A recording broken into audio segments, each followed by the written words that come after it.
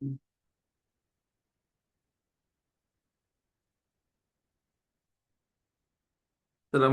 warahmatullahi wabarakatuh. Bismillahirrahmanirrahim. Alhamdulillahi hamdan katsiran thayyiban mubarakan fih kama yuhibbu rabbuna wa yardha. Asyhadu an la ilaha illallah wahdahu la syarikalah wa asyhadu anna Muhammadan abduhu wa rasuluhu la nabiyya ba'da. Amma ba'du. Insyaallah kita akan lanjut mengkaji menelaah buku pengantar fikih jual beli dan harta haram. Alhamdulillah kita sampai di halaman 125. Kita berada di bab khiyar. Khiyar itu hak untuk menimbang, berpikir apakah jadi lanjut untuk membeli, lanjut mentransaksi atau membatalkannya. Nah, khiyar kita sudah masuk ke yang ketiga. Di buku ini penulis membagi khiyar ke dalam 4 jenis. Yang pertama ada namanya khiyar majelis, yaitu waktu berpikir, menimbangnya itu selama di lokasi akad. Ini sudah kita bahas. Yang kedua ada namanya khiyar syarat. Khiyar ini ada berdasarkan kesepakatan pelaku akad. Dan durasi waktunya berdasarkan kesepakatan pelaku akad.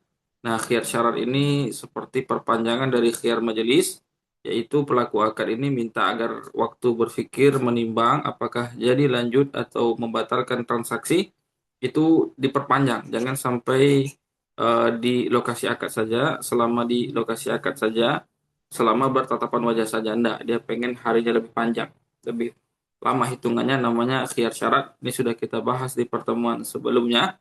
Alhamdulillah. Kemudian yang ketiga, ini yang sedang berlangsung materi kita, yaitu ada namanya khiyar aib.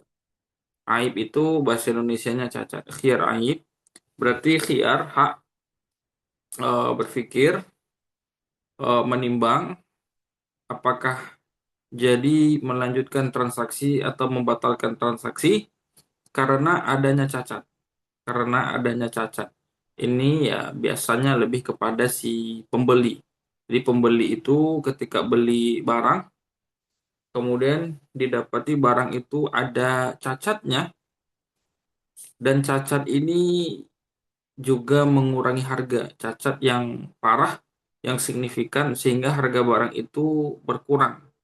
Drastis lah, mungkin bisa berkurang, ya berkurang 20%-nya harganya. Nah, ini bagaimana nih barang ini? Nah, ini kembali kepada si pembeli, dan pembeli memiliki hak khiyar aib, hak khiyar cacat. Karena barang yang dibeli cacat ini ya kembali kepada si pembeli, apakah dia akan melanjutkan transaksi atau membatalkan. Itu tadi namanya khiyar aib. Kita akan lihat keterangan lebih lanjut. Di sini penulis mengatakan penjual wajib menceritakan aib barang. Nah, jadi penjual itu hukumnya wajib menceritakan aib barang. Jadi aib yang ada pada barang itu bukan didiemin, apalagi direkayasa. Direkayasa ini maksudnya dipoles sehingga tampak barang ini bagus. Jadi cacatnya bukan cuma didiemin tapi disembunyikan dan ditampilkan sebaliknya. Ya ini barang ini mulus tanpa cacat. Nah, ini lebih lagi ngeri lagi. Nah, penjual ketika barang itu ada cacat dan dia tahu, hukumnya wajib untuk dia sampaikan. Jika barang memiliki aib yang mengurangi nilai barang, maka penjual hukumnya wajib menjelaskan keberadaan aib itu. Bukan didiemin, apalagi dipoles, apalagi digiring, apalagi dikesankan, ini nggak ada cacat, ini bagus. Padahal ada tapi ditutupi, ini bahaya. Jika tidak, maka terhitung sebagai penipuan. Maka terhitung sebagai tindakan penipuan. Nah, jadi barang itu cacat. Jadi kalau ada pembeli, dia membeli barang dan dia dapati barang itu cacat, maka ada satu di antara dua kemungkinan. Yang pertama, barang cacat ini memang tidak diketahui penjual. Jadi penjual itu tidak tahu barangnya cacat. Ini ada nggak? Ada. Maka kalau seperti ini si penjual tidak berdosa karena ini di luar kemampuannya. Ketika dia tidak dapati atau dia dapat komplain barang cacat, maka dia bertanggung jawab. Ini biasanya gini. Ketika dia telepon, misalnya beli mesin cuci, rupanya ada kurang-kurangnya. Nah, kemudian misalnya si pembeli telepon tuh, si penjual, Pak, ini kenapa ada cacatnya, Pak? Ah, maka biasanya si penjual yang tidak tahu ini, oh benar, Pak, maaf ya, Pak, saya tidak tahu. Nah, silahkan antar ke sini kita ganti. Nah, itu biasanya ada rasa tanggung jawab. Nah, ini ada kemungkinan si penjual memang tidak tahu barang itu cacat. Maka ini dia tidak berdosa. Nah, tapi dia tetap wajib merespon. Ketika pembeli komplain, barang didapat cacat dan ingin dikembalikan, ya sudah. Penjual ini wajib merespon, wajib menerima hal itu. Kondisi kedua, ada orang beli barang cacat, ternyata si penjual itu sudah tahu barangnya cacat, tapi dia diam saja, atau penjual sudah tahu barang cacat, tapi dia tutupi, dia poles, dia kesankan ini bagus. Kalau ini berarti si pedagang itu, penjual itu adalah penipu. Dia adalah penipu. Nah, karena dia sudah tahu barang cacat, tapi tidak ditampilkan, tidak dikhabari, dan sengaja memoles agar barang itu terlihat bagus. Ini namanya penipu. Tindakannya al-ghish namanya. Al-ghisyu. Ini sebagaimana yang ma'ruf ya. Mungkin kita ulang-ulang. Tindakan yang seperti ghish ini, yaitu penipuan ini, dalam jual beli ini kadang sudah berlangsung lama. Bahkan di zaman Nabi Alaihissalam ada praktik seperti ini. Nah, dikisahkan Nabi Alaihissalam marro ala suburati ta'am. Pernah suatu masa Rasul ke pasar, dia melewati setumpuk makanan. Intinya ada orang dagang setumpuk. Mungkin di riwayat lain dikatakan setumpuk gandum. Ada orang jualan setumpuk gandum, Rasul lewat di situ. Kemudian Rasul itu pas berhenti, spontanitas saja. Fa'adkhala yadahu fiha. Rasul tiba-tiba masukin tangannya ke dalam.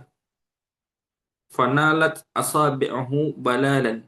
Kemudian ujung jari Rasul sampai ke dasar itu kena hal-hal yang basah. Ujung-ujung jari Rasul itu dapati di dalam ada yang basah. Tersentuh ada yang basah. Di dalam-dalam ada yang basah. Mencapai kepada hal-hal yang basah. Fakana ya sahibat ta'am mahaza. Kemudian Rasul angkat tangannya. Rasul tanya, wahai penjual, ini apa nih? Kenapa basah tangan saya? Kenapa basah? Kemudian si penjual berkata, ya Rasulullah, asabathu as-sama. Ya Rasulullah, ini kehujanan. Jadi gandumnya itu di atas bagus, kering, premium, tapi bagian bawah lembab-lembab. Ditanya Rasul, ini kenapa di bawah kok malah basah? Di atas kering, di bawahnya kok basah? Kata si penjual, ya kehujanan. Kemudian Nabi SAW bersabda, kasih saran ya, afala ja'altahu fawqa ta'am kayyarahun nas. Kenapa ndak kau taruh yang basah ini, taruh di atas juga, ditampilkan agar orang bisa lihat. Kalau orang lihat, oh ini gandumnya lembab, ya.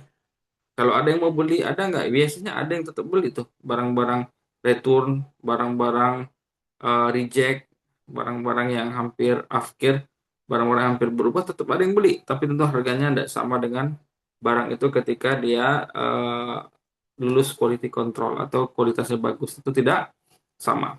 Itu kata Nabi Alaihissalam. Kenapa nggak kau taruh yang lembab, yang basah ini juga di atas, dipajang juga, di display juga, agar orang lihat. Nah, itu solusi dari Nabi Alaihissalam. Karena kalau gaya pedagang tadi nih, yang bagus-bagus di atas, yang lembab di bawah, ini kadang trik. Orang nampak itu gandumnya kering, bagus, kemudian orang beli, kemudian nanti yang tukang takarnya, tukang nimbangnya kadang mengambil itu, diseroknya agak ke bawah. Tercampur, ada yang lembab, ada yang kering. Kan gitu modelnya. Trik-trik seperti ini ya sampai sekarang masih ada. Kemudian ini kata Nabi Alaihissalam, man ghasyana atau man ghasya falaysa minni. Hadis sahih Muslim. Man ghasya falaysa minni. Barang siapa yang menipu, bukan golongan kami. bukan bagian dari kaum muslimin. Ini nipu dalam dagang. Jadi kalau barang cacat tadi si penjual sudah tahu dan dia diam saja dan dia tidak menceritakan, itu penipu namanya. Berdosa iya. Pemasukannya ada yang haram di sana? Jawabannya iya. Haramnya di mana? Ah, misalnya barang ini dia jual 100.000. Misalnya meja 100.000. Kalau cacat harganya 80.000. Meja ini cacat, tapi si penjual tutup-tutupi atau dipoles-poles sehingga kesannya meja ini bagus. Dibelilah sama orang 100.000. Padahal harusnya 80.000 karena cacat. Maka yang 20.000 tadi tidak halal untuk si penjual. Itu dia ya. Nah, terkait penjual wajib menceritakan cacat barang ini. Oh, ini juga disebut di sini ya. Hadis yang kita bahas itu dibawakan lagi.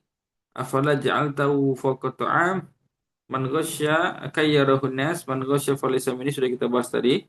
Harus diceritakan ya, dinampakkan cacat itu kata Nabi Rasulullah SAW. Kemudian ada hadis lain dari Uqbah ibn Amir radhiyallahu anhu, Nabi alaihi salatu wasallam bersabda, ini ada hadis riwayat Ibnu Majah, derajatnya sahih. Nah, Nabi alaihi salatu wasallam bersabda, al muslimu akhul muslim wala yahillu li muslimin ba'a min akhihi bai'an fihi aibun illa bayyanahu lahu. Seorang muslim itu bersaudara dengan muslim lainnya. Seorang muslim itu bersaudara dengan muslim lainnya. Maka tidak halal bagi seorang muslim menjual barang kepada saudaranya yang di barang itu ada cacat, melainkan dia harus menjelaskan cacat itu. Tidak halal bagi seorang muslim menjual barang kepada orang lain yang ada cacatnya, kecuali melainkan dia harus jelaskan barang itu kepadanya. Nah, dari sini ada penjelasan bahwasanya wajib ya kita menjelaskan cacat yang ada pada barang karena kita bersaudara dengan muslim lainnya, dengan pembeli muslim lainnya. Tidak boleh kita jual barang yang ada cacat, malah diam. Itu tidak boleh. Dan menjelaskan aib terhadap barang merupakan keterbukaan dalam transaksi yang sifatnya wajib. Nah, hukumnya adalah wajib menjelaskan cacat pada barang itu sifatnya atau hukumnya adalah wajib. Karena keterbukaan dalam transaksi bermacam-macam. Ada yang sampai tingkatan wajib, ada yang sifatnya anjuran. Menyebutkan bagian yang berhak dirahasiakan seperti harga modal, hukumnya tidak wajib ya. Kalau ada orang nanya, oh, kita jual, dia tanya modalnya berapa, belinya di mana, itu boleh nggak dijawab. Itu bukan bagian dari transparan itu. Itu namanya rahasia publik. Namun kalau cacat, nah itu kita harus jelaskan kepada calon pembeli.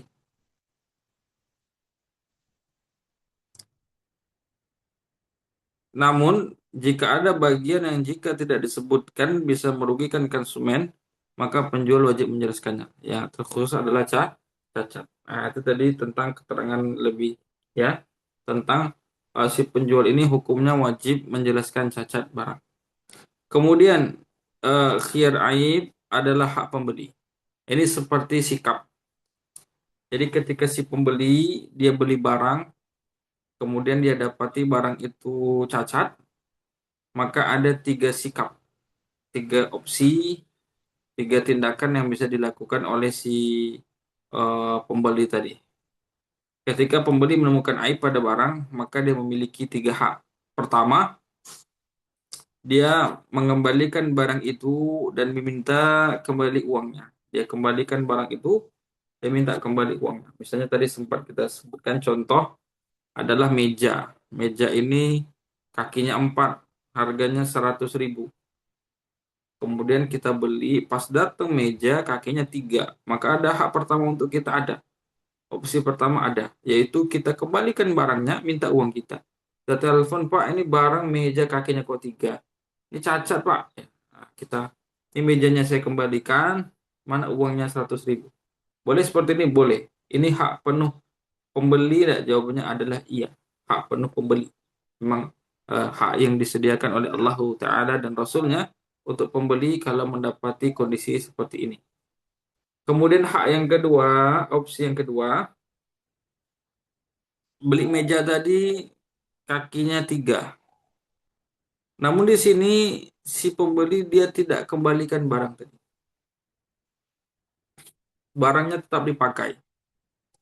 Cuma si pembeli dia minta selisih harga. Namanya al-arsyu. Al-arsh yaitu selisih harga. Ini bukan pakai ain tapi pakai hamzah ya. Kalau al-arsh itu singgasana Allah Ta'ala. Tapi ini al-arash. Al-arsyu. Pakai hamzah bukan ain. Al-arsyu ini adalah selisih harga ketika barang itu normal harganya berapa, ketika barang itu cacat harganya berapa, karena ada selisih. Nah, itu namanya al-arash. Jadi kondisi kedua, hak kedua itu si penjual, maaf, si pembeli dia tidak mengembalikan barang. Barang tetap dia terima, cuma selisih harganya, ini kan cacat nih. Dia minta selisih harga tadi, yang namanya al-arash. Contoh meja tadi harganya 100.000, kakinya 4. Nyampe di rumah kakinya malah 3. Kemudian dihitung lah ya. Meja ini kalau kaki 4 100.000. Kalau kaki 3 menjadi 80.000. Maka ada selisih 20.000 yang tidak halal untuk si penjual. Maka inilah yang diminta oleh pembeli. Pak, mejanya tetap saya pakai. Walaupun kakinya 3, ya yang kakinya tidak ada patah itu ya saya senderin aja ke pojokan. Nah, ini tapi kaki meja 3 ini nggak mungkin 100.000. Ya ini kayaknya 80.000. Mana uang saya kembalinya 20.000. Nah, itu namanya al-arash, itu boleh. Kemudian yang ketiga, direlakan semuanya. Direlakan semuanya artinya ini kadang banyak juga orang ini dia beli barang, barangnya cacat tapi dia nerimo. Dia nerimo, legowo ya. Ayo udahlah, namanya juga takdir ujian, barangnya cacat. Ya udahlah, saya biarin aja. Saya rela. Direlakan semuanya. Dia terima kondisi itu dengan sabar, lapang dada, dia rela dengan takdir tadi dapat barang cacat. Ya udahlah, tidak apa-apa, saya rela gitu ya. Kalau dia rela benar seperti ini, yaitu tidak dikembalikan, barangnya tidak dia kembalikan, dan juga dia tidak meminta al-arash, selisih harga atau harga ganti rugi pun tidak diminta. Jika pembeli sudah merasa redha, maka penjual itu telah gugur dari tanggung jawab. Maka si penjual tadi pun halal untuk dia. Jadi kalau meja tadilah ya, kakinya 3, itu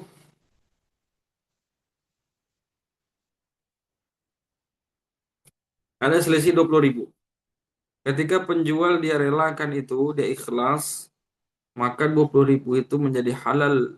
Nah, ketika pembeli merelakan itu dan dia ikhlas, maka 20.000 itu menjadi halal untuk penjual. Itu seperti bersedekah ya, seperti hibah yang diberikan oleh si pembeli kepada penjual. Apabila dia benar-benar rela, maka halal dikonsumsi oleh si penjual.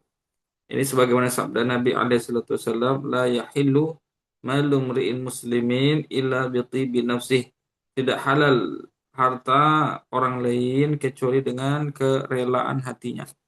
Maka ketika si pembeli selaku korban di sini ada harta dia sebagian yang dipakai oleh penjual karena barangnya cacat, selisih harga barang cacat dan barang sehat, tapi dia rela ya sama dia memberikan hibah senilai atau sedekah senilai cacat barang tadi, selisihnya itu tadi kepada si penjual.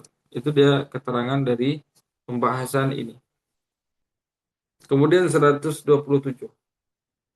Ini masuk seperti seperti kasus ya, seperti sebuah kasus juga di lapangan. Ada pula kondisi jual beli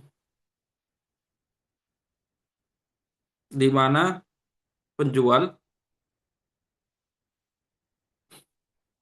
penjual itu mempersyaratkan lepas tangan alias bebas komplain. Jadi ada bentuk jual beli kemudian si penjual mensyaratkan lepas tangan atau bebas komplain. Jadi kalau barang itu cacat, dia nggak akan mau lagi ganti, bebas komplain. Namanya al-bai' bisyarat al-bara'ah. Jual beli dengan syarat lepas tangan, bebas komplain. Ini mungkin untuk barang, misalnya ada orang jual pakaian, tapi ini pakaian-pakaian reject. Pakaian reject ini yang tak lulus quality control, ya. Mungkin di konveksi besar, di distro, atau yang sudah punya brand. Mungkin ada beberapa pakaian itu mungkin ada bolong-bolongnya, ada benangnya yang kelebihan, dan satu lain hal yang reject lah, tidak lolos quality control. Itu kan ada yang beli. Maksudnya ada yang jual juga tuh, ditaruh di pajak. Barang-barang reject. Kemudian ada orang yang beli barang reject tadi. Milih sendiri. Lihat-lihat sendiri dari baju tadi lubangnya berapa gitu ya. Atau ini minusnya apa, benangnya bagaimana gitu ya. Nah, ini setelah beli, ini biasanya tempat penjual barang-barang reject ini, ya namanya barang reject, ya barang-barang cacat namanya. Ada cacat pada barangnya. Kemudian setelah beli itu, ada orang yang milih-milih sendiri, dia lihat-lihat, dia bayar, pulang. Mau komplain, dia nggak bisa komplain. Dia bilang ini kok ada lubang. Nah, kan memang dari awal sudah berlubang bajunya, baju reject. Nah, itu ya, ada kalanya seperti itu barang-barang reject. Atau kalau kayak cabai nih, cabainya udah patah-patah dan mulai membusuk. Ditumpuk tuh, diobral. Ada yang beli. Dia beli, dia pilih sendiri. Nah, kemudian sampai rumah dia komplain, loh kok patah pak, kok busuk pak ya. Kan memang tempat cabai yang patah-patah dan mulai membusuk membelinya. Ya, wajar dapatnya seperti itu. Tentu yang seperti ini tidak ada lagi komplain karena cacat. Kenapa? Karena si penjual sudah kasih-kasih sounding, sudah diinfokan. Ini kan tempat barang reject, tempat barang yang kurang-kurang. Nah, ada jual beli yang seperti itu. Nah, kita akan lihat perincian dari ulama tentang jual beli yang kisah-kisah yang atau yang seperti saya sampaikan tadi.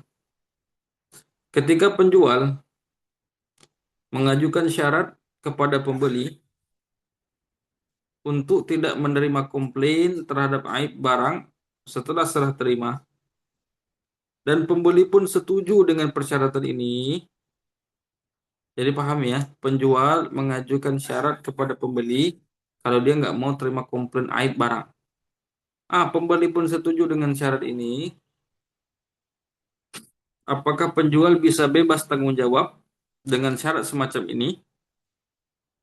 Apakah boleh atau bolehkah pembeli mengajukan atau tetap mengajukan khiyar aib setelah dia setuju dengan syarat ini? Jadi kalau si penjual mengajukan syarat bebas komplain tadi, kalau ada cacat, pembeli setuju. Kalau sudah seperti ini, kira-kira benar nggak nih si penjual bebas dari komplain seperti yang dia persyaratkan? Kemudian si pembeli kalau dapat barang ternyata cacat, masih bisa nggak dia mengambil khiyar aibnya? Kalau atau setelah dia setuju dengan persyaratan tadi. Ini akan kita bedah. Ada dua keadaan di dalam kondisi ini. Ada dua keadaan di dalam kondisi ini.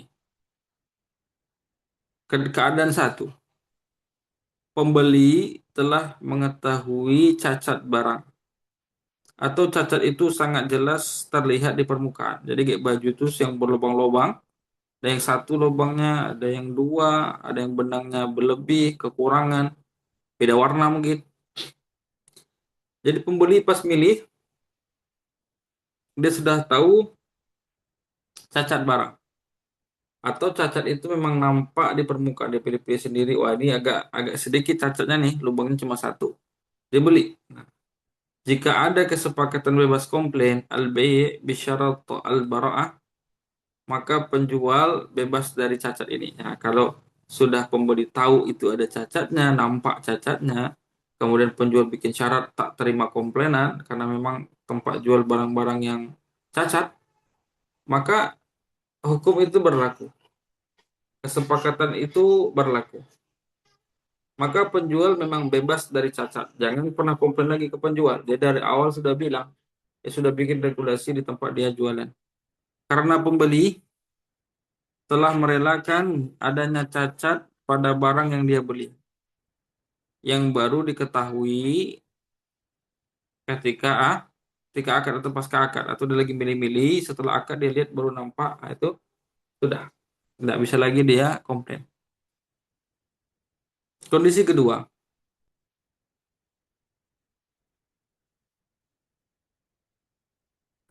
kondisi kedua,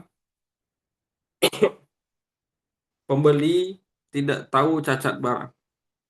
Si pembeli ini tidak tahu barangnya cacat, tidak nampak sama dia. Sementara penjual lepas tangan dari semua cacat, maka hukum yang berlaku ada dua. Jadi pembeli ini memang ini baju yang reject. Jadi si pembeli ini dia pilih-pilih, nampaklah baju ini cuma berlobang, bolongnya satu.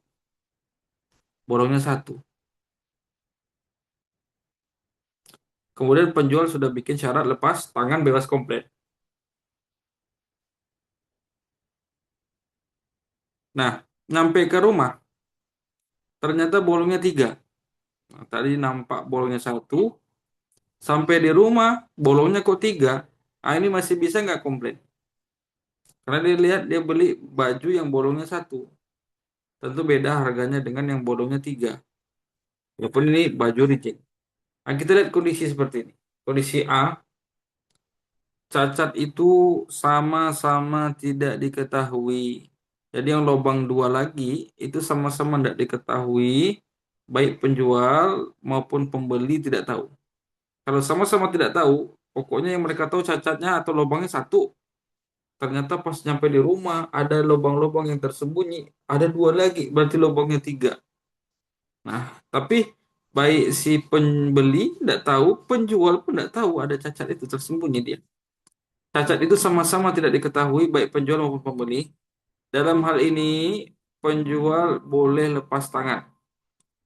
Dalam hal ini, penjual boleh lepas tangan dan bebas komplain karena pembeli telah menerima kesepakatan untuk menanggung resiko ini. Karena pembeli memang sudah tanggung kesepakatan ya, menerima kesepakatan untuk menanggung cacat karena pembeli udah siap ada cacat. Jadi ini benar, ini berlaku. Bebas komplainnya berlaku.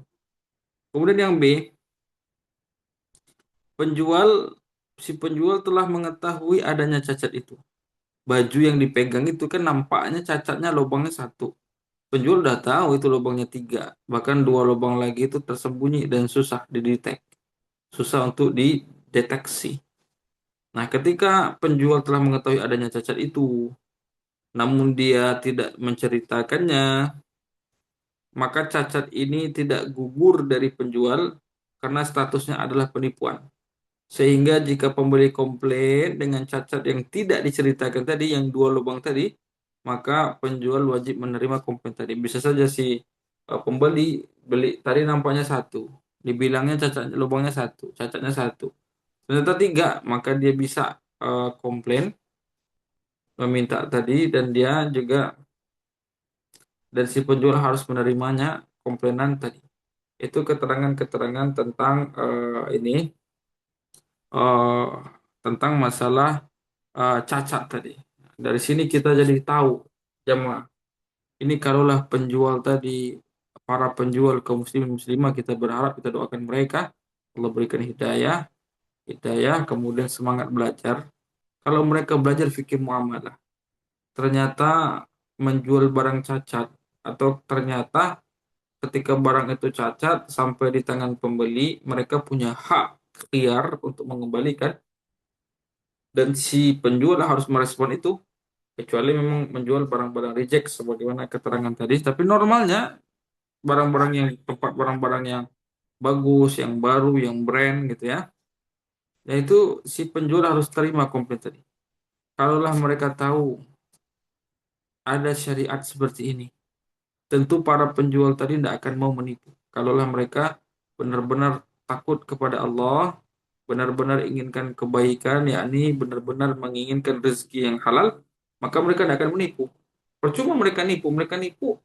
Dalam Islam ada antisipasinya, yaitu si penjual, maaf, si pembeli ketika barang sampai di dia, dapat dicacat, dia punya hak kok mengembalikan. Dan si penjual mau tidak mau, suka tidak suka, harus dia respon tadi. Tergantung opsi mana yang diambil. Itu aturan syariat. Kalau tahu seperti ini, tentu si penjual tidak ada yang akan melakukan tindakan penipuan atau mendiamkan atau menyembunyikan cacat pada barang.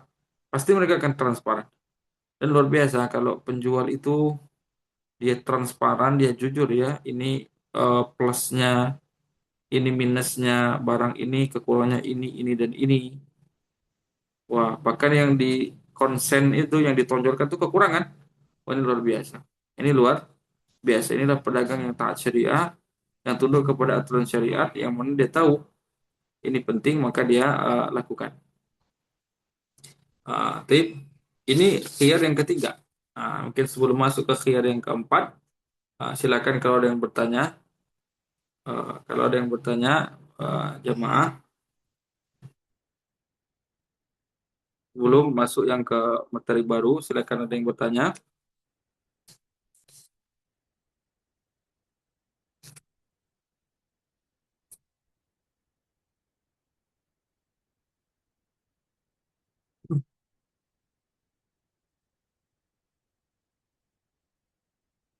Tidak ada, kalau tidak ada kita tambah. Tadi khiyar ketiga sudah lewat, yaitu khiyar aib. Sebenarnya masih bagaimana? Gimana? Halo? Halo. Gimana? Suaranya putus-putus. Assalamualaikum, Ustaz. Oh ya, barakallahu fiik. Gimana? Barakallahu Ustaz. Agak kuat kan suaranya? Berkaitan dengan khiyar, Aduh, enggak terdengar. Gimana? berkaitan dengan khiyar tadi, Ustaz. Oh, berkaitan dengan khiyar. Khiyar yang mana? Silakan. Khiyar tadi ini jauh yang tadi Aceh nih, Gimana? Aduh, apa dari suaranya? poin 1 sampai 3, Ustaz. Gimana? Dari dari khiyar poin 1 sampai 3, Ustaz, Ya. yang sudah dijelaskan tadi. Ah, uh Sebagaimana sebagaimana kaulnya Umar bin Khattab, Ustaz. sebagaimana? Kalau Ustaz, Ya. kaulnya Umar bin Khattab, Ah. dia mengatakan dalam fikih fikih muamalah kontemporer, Ustaz. Iya, silakan. Syarat bagi seorang pedagang kan mestinya harus mengetahui visi dagang, Ustaz. Coba Apabila bantu terjadi, suaranya. Gimana di fikih kontemporer ada perkataan Umar bin Khattab, bagaimana penjelasannya? dia mengatakan bahwasannya syarat seorang pedagang, dia wajib mengetahui visi dalam visi ilmu dagang atau visi bujuk, Ustaz, kan? Oh, naam, ya, jual beli ya. La yabi' fi Visi bujuk. suqina illa ma yatafaqahu fiddin. Tidak boleh berjualan di pasar kecuali dia sudah paham terkhusus fikih muamalah. Ya, lanjut. Jadi menyikapi dari 3 poin hiar ini gimana sikap ini, Ustaz? Yang sudah Taib. dikatakan pertengahan, Ustaz. Naam. Itu kan tadi eh, harusnya, gitu kan? Harusnya harusnya jual beli ya seperti nasihat Umar bin Khattab tadi, radhiyallahu an. Selainnya belajar dulu, baru dia masuk ke pasar. Bahkan Umar tidak segan-segan. Ada sahabat Hatib ya, ketika itu didapati ada mungkin pengaduan dari pedagang Taif. Semoga suara saya jelas ya. Suara saya jelas ya. Nah, jadi ada pengaduan kepada Umar dari pedagang Taif. Intinya Hatib ini ada masalah harga, itu langsung ditegur, diusir dari pasar. Maksudnya ketat. Umar itu memang menjaga nih, orang yang masuk pasar itu harus ngerti muamalah agar tidak berbuat riba, tidak menipu, tidak berbuat zalim dan goror. Nah, itu ilahnya ya. Kemudian di zaman setelahnya, Ali pun sering ke pasar menanyakan masalah muamalah. Kemudian kalau Imam Mazhab yang masyhur itu Imam Malik, sampai dia kumpulkan Orang-orang yang ingin berdagang, ingin masuk kegiatan ekonomi, dikumpulin dulu, gubernur dipesan untuk orang dikumpulkan di suatu tempat dilakukan ujian. Ada yang mungkin yang tertulis bentuk ujiannya, ada yang lisan, interview. Agar apa? Agar yang memastikan nih yang masuk ke dagang dan muamalah ini memang paham betul. Cuma kita lihat realitas sekarang. Jangankan yang belum ngaji itu yang banyak berdagang. Yang udah ngaji pun kadang tidak duduk masalah fikih muamalah. Tidak semua yang belajar fikih muamalah. Itu realita. Apalagi di negara kita di Indonesia, itu realita. Kadang orang berdagang di pasar itu, ya tradisi saja dalam arti apa? Ya nenek moyangnya, bapaknya, kakeknya, buyutnya udah jualan, mereka jualan. Atau bagaimana orang jualan, ya udah jualan. Nah, kemudian bagaimana kita menyikapi masalah hak khiyar ini di zaman sekarang? Ya, mungkin kita kalau mau bertransaksi, kalau kita lihat lawan transaksi kita atau penjual ini bisa dinasihati, ya kita yang rajin menasihati. Bahwasanya di dalam jual beli ada namanya khiyar majelis, ada khiyar syarat, ada khiyar aib. Mungkin kita saja tuh sembari dakwah ya, kita syiar, kita dakwah, kita yang memberitahu edukasi kepada mereka. Harusnya kan mereka yang belajar. Nah, ini kan tugas banyak pihak ya. Pemerintah juga harus terlibat ini kalau mau benar MUI-nya atau yang menerbitkan lisensi halal atau yang perizinan dagang segala macam ini harus banyak pihak terlibat. Nah, jadi sikap sekarang itu kita yang aktif mengedukasi. Kita yang aktif mengedukasi. Ada namanya khiyar syarat, ada khiyar aib. Mungkin sebelum transaksi kita pesan ke dia, Pak, ini saya mau beli barang. Tapi nanti kalau cacat barangnya gimana, Pak? Mungkin gitu ya. Kita mau beli barang nih, kita pesen. Pak, saya mau beli dengan Bapak, tapi kalau barangnya cacat, bagaimana nih? Nah, mungkin dengan di notaris, ini kalau barangnya barang-barang mahal dan besar, mungkin kita pakai notaris, atau kita pakai dokumen, dia ngomong itu kita rekam. Nah, gimana Pak? Saya mau beli nih, ini mahal Pak. Nanti kalau cacat, gimana? Nah, kita rekam dia, atau ada saksi gitu ya. Oh nanti kalau cacat gini gini gini, itulah yang kita jadikan pegangan. Sekiranya barang itu cacat, kita sudah punya bukti kuat ya untuk mengembalikannya. Mungkin kalau zaman sekarang lebih kepada kita yang aktif, kita yang edukasi itu. Ketemu pedagang, ah, kadang ada yang pedagang cerita ke saya, dia edukasi. Kadang mengenai mengenai DP juga kadang tidak duduk sama orang. Kadang ada orang yang sudah pesen catering tapi dia batalkan tiba-tiba. Nah, itu namanya SOP lah bahasa sekarang. Ada regulasi hukum-hukum syar'i. Nah, itu sebelum transaksi dijelaskan. Misalnya dia pedagang, kadang dia sering baru orang pesan di tengah jalan dibatalin gitu ya. Nah, nanti sebelum transaksi tadi, sebelum akad dijelaskan. Ada namanya hak khiyar, ada namanya DP, bagaimana hukumnya gitu. Mungkin itu insya Allah Pak, zaman sekarang lebih kepada kita yang aktif mengedukasi. Jadi kita sebelum sebelum beli itu tanya, ini kalau beli kalau cacat gimana nanti? Gitu.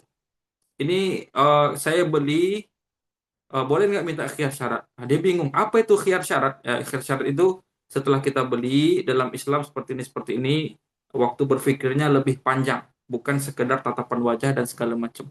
Intinya mungkin zaman sekarang ya karena minim giroh semangat para pedagang untuk belajar fikih muamalah dengan benar itu kurang sekali. Miris ya sebenarnya kita ya mungkin kita yang udah belajar Allah mudahkan kita yang aktif memberitahu. Intinya sebelum akad kita kasih tahu seperti itu. Kalau terkait cacat-cacat mungkin antisipasinya tadi hitam di atas putih ya, dokumen-dokumen yang membantu. Kalau cacat, kalau dia berkilah dia mengelak tidak bisa karena sudah ada dokumen tadi. Mungkin itu zaman sekarang yang bisa dilakukan. Wallahu a'lam. Semoga Allah mudahkan. Ini ada yang bertanya. Ah, Assalamualaikum. Waalaikumsalam warahmatullahi wabarakatuh. Semoga Nah, amin. Saya ingin bertanya, Ustaz. Sekitar 17 tahun yang lalu, ada orang yang titip barang berupa pakaian anak balita untuk dijual di toko saya. Saat itu saya sudah bilang kalau toko saya tidak menjual pakaian anak balita, tapi beliau tetap ingin menitipkan di toko saya. Akhirnya saya terima dan saya pasang sampelnya agar dilihat setiap orang yang datang. Hingga beberapa bulan kemudian, ini kita mundur ke 17 tahun yang lalu ya. Beberapa bulan kemudian, saya sampaikan ke orang itu kalau pakaian balita titipannya tidak ada yang terjual dan saya minta untuk beliau ambil. Beliau bilang, nggak apa-apa, titip dulu saja. Saya tidak punya nomor kontaknya dan nomor kontak saya yang dulu beliau punya sudah tidak aktif. Tapi beliau tahu alamat rumah saya. Saat ini toko saya sudah tidak beroperasi lagi. Bagaimana hukumnya dan solusinya Ustadz? Saya takut sekali. Masya Allah. Nah, barakallahu fiik. Nah, dulu ada orang yang titip ke kita. Kita kan sudah menolak. Nah, kita tolak, tapi mungkin itu bentuk ikhtiar dia. Dia juga sedang ikhtiar. Dia minta tolong lah ya. Tolong dipajang saja dulu. Barangkali ada yang beli. Cuma sudah berlalu lama. Bahkan ini sudah 17 tahun. 17 tahun. Ini sudah berlalu lama. Dan barang itu katakanlah sekiranya masih ada sekarang, bagaimana cara berlepas dirinya? Nah, itu selama barang itu kalau Bapak jaga, itu ada pahala namanya wadiah. Wadiah itu nitip. Wadiah itu di fikih muamalah itu bila iwadin atau majana. Wadiah itu yang di dalam fikih muamalah itu gratis. Orang kalau nitip ke kita itu gratis tanpa upah. Kita dapat apa? Kita dapat pahala dari Allah, namanya akad sosial. Tapi kalau nitip itu bayar, itulah namanya jasa penitipan. Itu komersil, itu sudah keijarah deh. Bedakan yang real wadi'ah dengan al-ijarah. Kalau nitip itu gratis, kita dapat pahala dari Allah. Tapi kalau nitip itu pakai bayar, kita ya dapat uang, kita dapat cuan, nggak dapat pahala. Karena jasanya komersil. Jadi selama Bapak jaga, itu Bapak dapat pahala. Kemudian kita lama-lama bingung juga nih. Dia tahu alamat kita, kok nggak datang-datang. Maka cara berlepasnya, pakaian yang ada tadi, Pak. Mungkin Bapak uangkan. Bapak jual sekarang, berapapun dapat uangnya, Bapak sedekahkan dan pahalanya untuk pemilik pakaian, bukan untuk kita. Paham ya? Disedekahkan uang pakaian tadi itu kalau dijual, berapa uang, kemudian uang itu disedekahkan untuk pahala pemilik pakaian. Nah, itu caranya. Itu nanti ada asar dari sahabat Ibnu Mas'ud. Kalau saya tidak salah. Nah, itu caranya. Dan pahalanya untuk dia. Nah, itu caranya. Karena udah 17 tahun, dia kok nggak kunjung datang. Padahal alamat tahu. Kita yang nggak tahu dengan dia. Dia tahu rumah kita. Nggak datang-datang ya sudah. Cara berlepasnya tadi sudah lama juga ya. Barangkali dia lupa. Dan kita nggak ketemu dia. Dijual.